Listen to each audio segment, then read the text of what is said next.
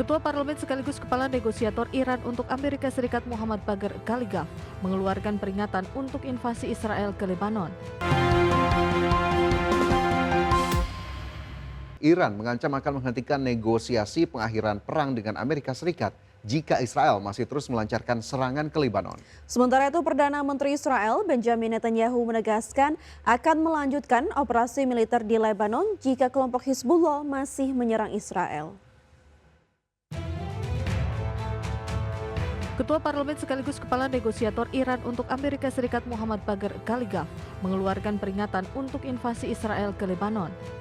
Pernyataan tersebut disampaikan Ghalibaf setelah melakukan pembicaraan via telepon dengan Ketua Parlemen Lebanon Nabih Berri pada hari Senin kemarin. Melalui unggahannya di media sosial, Ghalibaf menegaskan posisi politik Teheran yang siap mengambil langkah ekstrim jika agresi militer Israel tidak segera dihentikan. Ghalibaf menegaskan Iran akan menghentikan perundingan dengan Amerika Serikat jika Israel masih terus menyerang Lebanon. Sebelumnya pada Senin malam, Presiden Amerika Serikat Donald Trump mengklaim telah meminta Perdana Menteri Israel Benjamin Netanyahu untuk membatalkan serangan skala besar ke ibu kota Lebanon, Beirut. Sementara itu, Netanyahu justru mematahkan klaim sepihak Trump dengan memberikan gambaran situasi yang jauh berbeda, di mana meski mengkonfirmasi bahwa Israel bersedia menahan diri dari membombardir pusat kota Beirut selama Hizbullah menyetop serangan roketnya, Netanyahu memastikan operasi militer di wilayah selatan Lebanon tidak akan dihentikan. Berbagai sumber IDX Channel.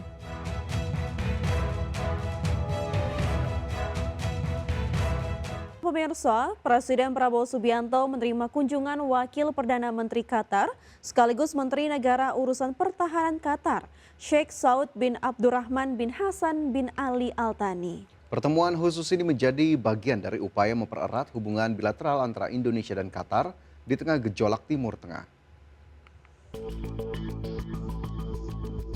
Wakil Perdana Menteri Qatar sekaligus Menteri Negara Urusan Pertahanan Qatar, Sheikh Saud bin Abdul Rahman bin Hasan bin Ali Al Thani, secara khusus menemui Presiden Prabowo Subianto di Istana Merdeka, Jakarta.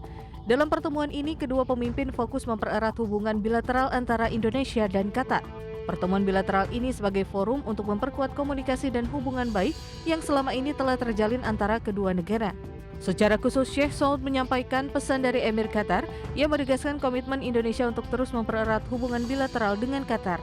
Selain itu, kedua pemimpin juga fokus membahas penguatan dan perluasan penandatanganan Memorandum of Understanding yang bertajuk Memorandum Saling Pengertian tentang Dialog Strategis antara pemerintah Indonesia dan pemerintah negara Qatar, di mana dialog strategis ini bertujuan mendorong kerjasama yang lebih intensif di berbagai bidang strategis, diantaranya isu internasional dan regional, pertahanan dan keamanan, kontra terorisme, ekonomi khususnya perdagangan dan investasi yang konstruktif dengan semangat saling berkontribusi terhadap kemakmuran kawasan.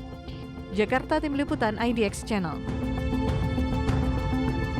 Indonesia telah meraih kesepakatan investasi dengan Perancis, di mana saat kunjungan kenegaraan Presiden Prabowo Subianto mencapai kerjasama sebesar 61,25 triliun rupiah dengan Presiden Emmanuel Macron.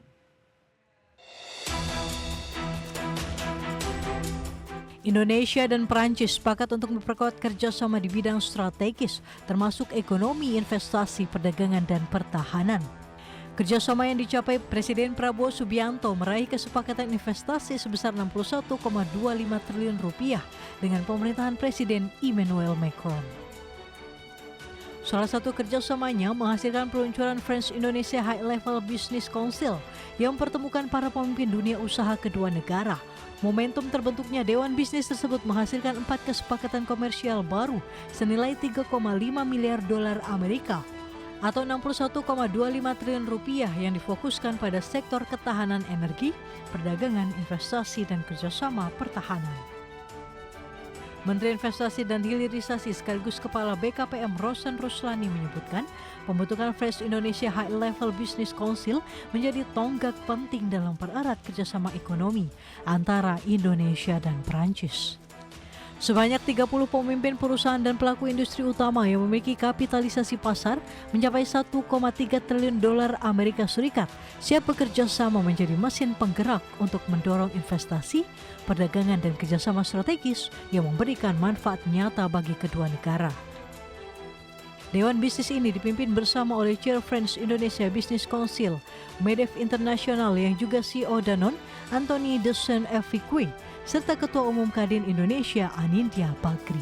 Jakarta, Tim Liputan IDX Channel.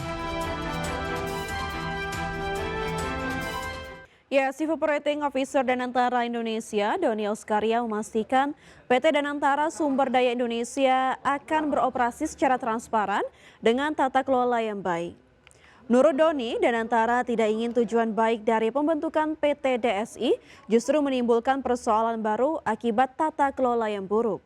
Maka dari itu PT DSI akan dikelola secara transparan dan dapat diawasi publik. Keberadaan PT DSI juga dipastikan tidak akan menambah birokrasi dalam rantai ekspor sumber daya alam.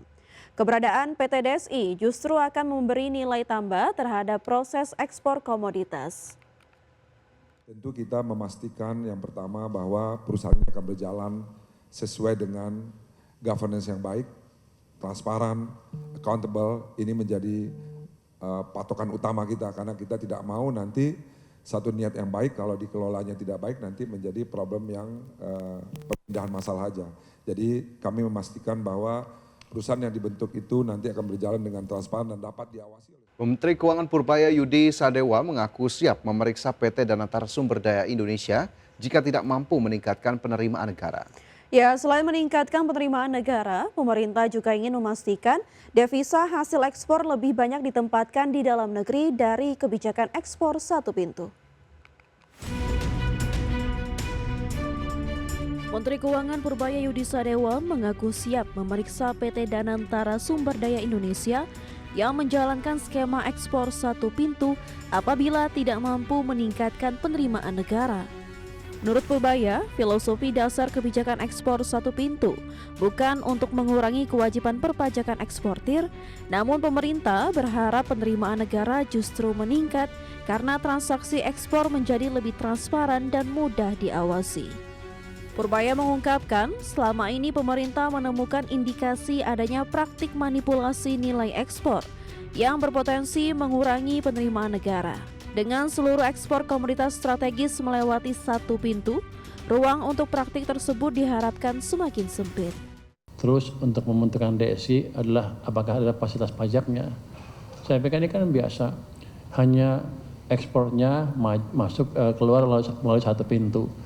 Semua pajak akan berlaku seperti biasa. Saya malah berharap nanti Pak Doni ngasih saya income lebih besar lagi. Karena penggelapan ekspor, under invoicing segala macam akan hilang. Jadi saya nggak akan motong pajak, malah saya dapat income lebih besar lagi. Nanti kalau nggak naik, ya saya periksa DSI-nya ada apa. Selain meningkatkan penerimaan negara, pemerintah juga ingin memastikan devisa hasil ekspor lebih banyak ditempatkan di dalam negeri. Jakarta, Tim Liputan IDX Channel.